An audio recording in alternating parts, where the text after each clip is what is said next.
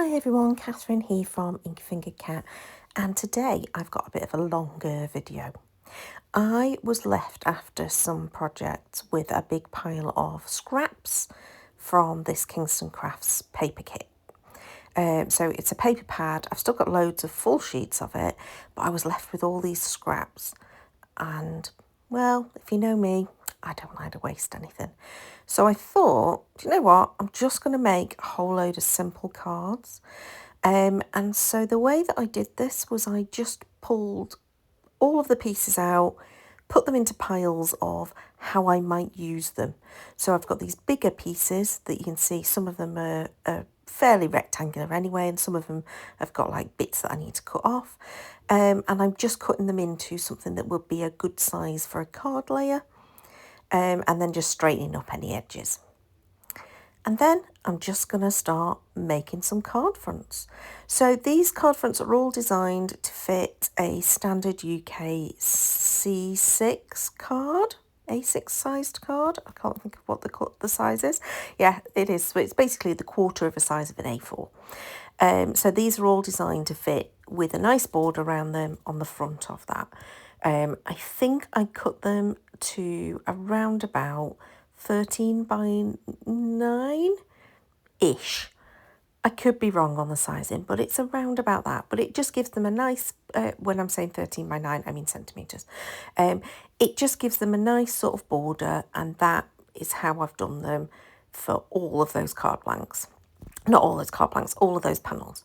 And then I'm taking strips of cardstock, either the solid or the bits and pieces of the pattern paper. So on both of the first two, I just take a piece of solid and I'm gluing it down, and then I am punching a sort of notch into the edge, and then I'm wrapping some string round. So this is like a waxed thread. So I use wax thread on quite a few of them. I use a different kind of ribbon on a few of them.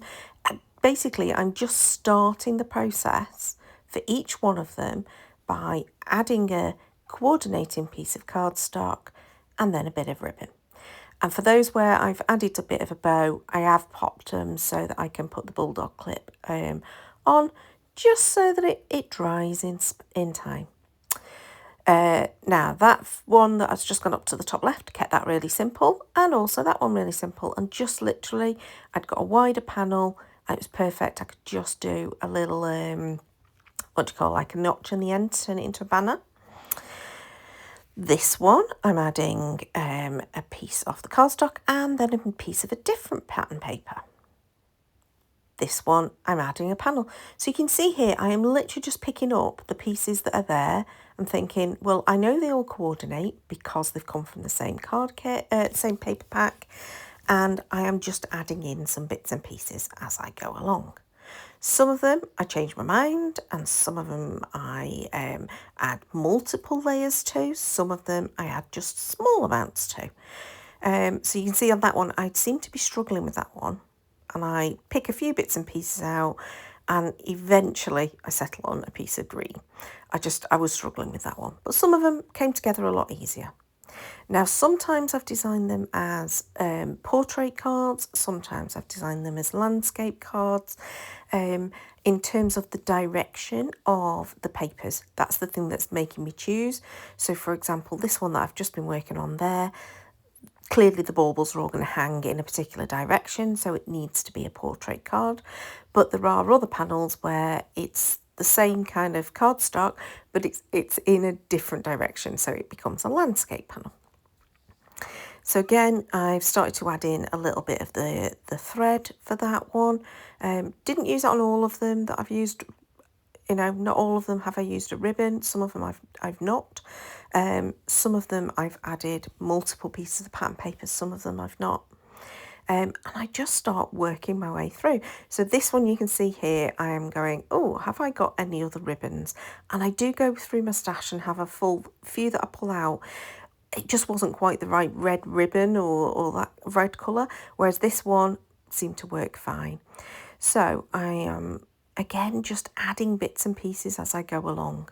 So some of them I add a bow to, some of them I keep as just the wrapped, and then later on when I'm assembling the rest of the cards, I then decide, whether I'm adding extra ribbon, extra bows, etc.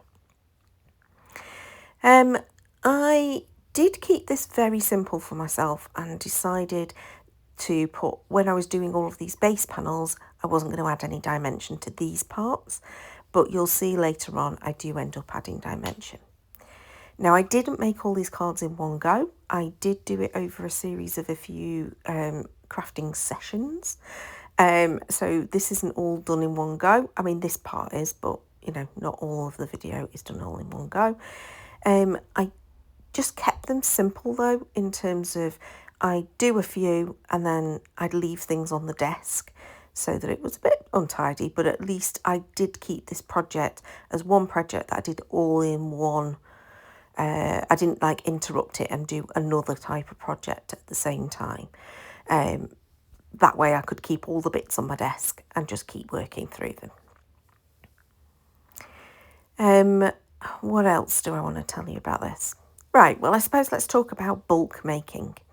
So quite often, especially for things like Christmas, people are wanting to bulk make cards. They want to make more than one card, but they don't necessarily want them to be all the same. I think that this is a really good way of doing it, is to just grab scraps and just do them a bit at a time. I think Tim Holtz talks about compartmental crafting, and that's pretty much what this is. I am not thinking of an end product. I'm not thinking of what will the card look like eventually. I'm just working my way through the bits that are on my desk, starting to do, right, this background banner. This one needs a bit going across. This needs a square here. This needs some trim. I'm doing it a little bit at a time. I am not really being so concerned about what the final thing will look like, because I know I'll turn it into something. It'll be fine, even if I end up just sticking a sentiment, a die cut sentiment on it or something. I know it'll turn into something. So that's all I'm doing, is just literally working through each of those panels, and I'm now onto the final one, and I'm just going to add a few bits. This one I did contemplate bringing in that acetate piece I've already stuck down onto a die cut. I don't end up doing that, but I did consider it because it was there in that pile of scraps. So that's all of those card panels done. I can't remember exactly how many I ended up making. I'll have to do a count and put it on the screen. And then I decided, right, I'm going to make my card blanks, and I just made them out of white cardstock. I think it's Crafter's Companion cardstock. I buy in bulk, and yeah. And then I just trimmed them all down so that they were all the same size. Some of them directionally, I have folded on the short edge, and some of them I've got folded on the long edge. Does that make sense? So that they will make a perfect landscape card or a perfect portrait card. They are just slightly smaller than a normal A6 card, only because I just measured slightly wrong on the fold for a couple of them, so I did trim them down. And so this is me just deciding, is this a vertical card or is this a horizontal card, and choosing the right card blank to go underneath them. And that was the end of pretty much crafting session number 1. So I popped them to the side, got rid of all my rubbish, and then I started pulling out all of those acetate pieces. And I pulled out for a start, the starting point, all the acetate pieces that have got sentiments in them. And I'm just adding a sentiment to each of the cards. Sometimes I'm adding multiple acetate pieces, because sometimes I choose a round and like a banner, or sometimes I'm just literally picking the one piece. So I'm not sticking anything down at this point. I'm just literally pulling out, right, what's my sentiment going to be? How's that going to work? What am I going to include on this one? And just popping it with.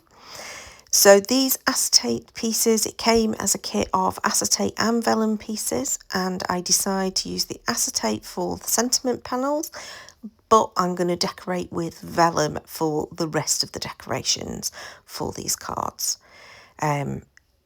I don't end up totally keeping with the ones that I've chosen there. And the other thing to note is I did sort of decant my full kit and sorted it out, which took some time. so that I could have all of my pieces in one pouch that were to do with gingerbread men, one that's all to do with the stars, or snowflakes, all the Santas, all the characters, all the sentiments. So I did do all of that organisation. I did it whilst watching telly. It wasn't like it was difficult, but I did do that as a session of just trying to sort this out. Just makes it so much easier to use than a massive pouch full of things, and that you end up with them everywhere. To be perfectly honest, that is what happens. So this is another crafting session, and at this point I'm now pulling in those acetate pieces. So the first one I went with some gingerbread men, and this one I'm going with a couple of deer. I use, for most of them, I'm using the Kingston Craft little tape runner thing for the glue for the acetate and the vellum pieces, but occasionally I'm also adding in some dimension at this point, and sometimes I end up putting some little bits of cardstock just behind some of those acetate pieces, because I wasn't happy with the way that they were looking if I'd have just put the glue or the adhesive foam directly behind. So that one that's about to go on in a minute, I'm putting some of the adhesive foam, because it was white and it was a lot clearer in the centre. I ended up popping a little bit of cardstock on it instead. So you can see on one of them then, I just added a little bit of ribbon to that as well. Sometimes I am keeping them fairly flat. Again, sometimes I'm choosing to put a little bit of cardstock behind just to make it easier. And some of them I actually just raised up the whole panel onto adhesive foam, because I kept the front of it quite flat. Some of them were super easy, and I did very little with them, to be perfectly honest. And I think that was kind of the joy of this. And as I say, it was over a couple of different crafting sessions that I was doing this. It was just so nice to just sit and play. I was listening to an audio book. I wasn't really thinking about anything. I was just literally putting these things together. And if you've got any kind of coordinating kits, I know that most companies offer like coordinating kits of papers and embellishments. It's just an easy job to do, and that keeps it really easy if you are bulk making. And then you're just going to think about, right, what am I adding in to make it a little bit different or a little bit special? Well, actually, in some cases, that's just a bit of twine. It's nothing, you're not always talking about adding something that's extra complicated. I did no die cutting for this. I did get my punch out for one of the pieces. I got a circle punch out sometimes where I was putting a circle behind something. Otherwise, I just went and did sticking. Dead easy. So I think at the end I ended up with the 14 cards. I've been and counted now. So yeah, I think it was 14 cards. And some of them I added some twine to. Some of them I've added ribbon to. Some of them I end up adding glitter glue to. They've all got an acetate and vellum elements to them. Sometimes there's multiple pattern papers going on, and sometimes there's not. It really is. There you go, another crafting session. You can tell because the light changes and the angle of the camera changes. Although I think this was on the same day, hence I'm wearing the same cardigan. Yeah, I suddenly realised I needed my glasses in order to cut elements out. But yeah, I just really enjoyed putting these cards together because they were so easy, and I was using up scraps. These were scraps that were from either the samples that I made for the design team, or they were from a KCC number 20, which is up here on my channel. So yeah, I did a Kendra's card challenge with some of these papers. So some of it was from that. Yeah, I end up with a very small pile of scraps left as a result of this. It probably is enough because they're still on my desk at the moment. I've not thrown them away or anything. There's probably enough there to make a couple of tags. And then I think I have to admit defeat and go, right, okay, Catherine, get rid of these things. I am, I try to keep going as long as possible with as many scraps as I possibly can before I'll admit and get rid of them. I think what's fun about using these vellum pieces is that they make really fun little layering bits. Sometimes I'm not as happy with the cards when you can see the pattern through the vellum. Sometimes I'm a bit like, oh, I don't really like that.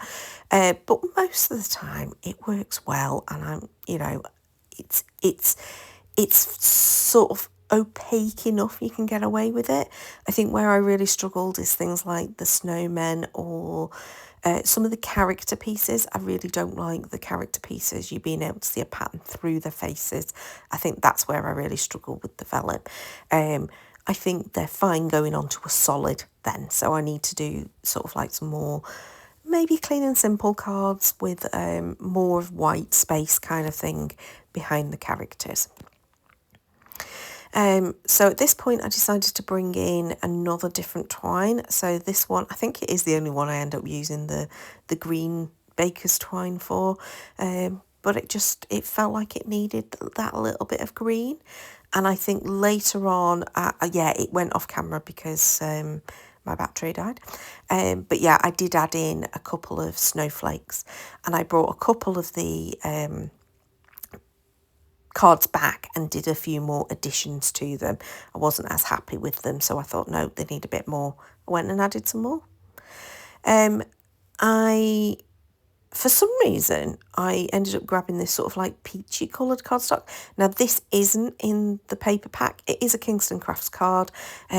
Because I'm using it to back a sentiment, just because I didn't want you to see through it. It sort of turned it a little bit weird in terms of the colour, and it becomes very peachy, but I think it works. I think it's still fine. I use it on a couple of cards. I don't really know why I ended up going for that.